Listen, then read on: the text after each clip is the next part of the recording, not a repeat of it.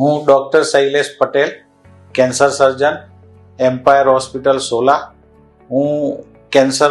એમપીસા cancer હોસ્પિટલમાં પણ professor તરીકે કામ કરું છું. જીઆઈ યુનિટ હેડનો વડો પણ છું. તમને કેન્સર એટલે કેન્સર એવું જે માન્યતા છે તેના વિશે મારે કેન્સર ન થાય અથવા તો કેન્સર છે કે નહીં તેની જાણ દર્દીને થાય તેના માટેના સિમ્પટમ એટલે તે આપણી નિશાની વિશે થોડી તમારી જોડે ચર્ચા કરવી છે. તો કેન્સર કોને થશે એવું આપણે કઈ રીતે જાણી શકીએ, એ જાણવા માટેના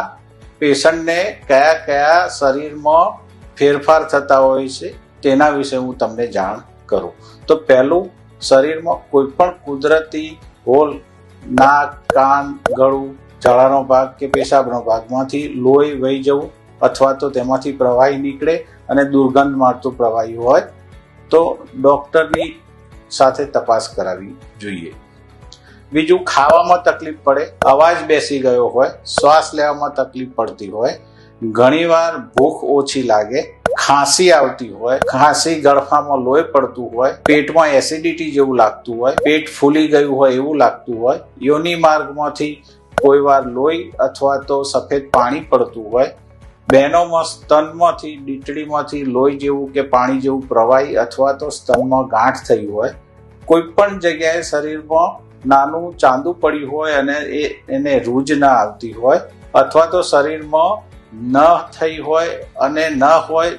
અને નવી ગાંઠ થઈ હોય, તો આ બધા સાઇન સિમ્પટમ હોય તો ડૉક્ટરની જોડે તપાસ કરાવવી જોઈએ અને એમાંથી જરૂર પડે તો બાયોપ્સી કરાવવી જોઈએ, જરૂર પડે તો સીટી સ્કેન કરાવવું જોઈએ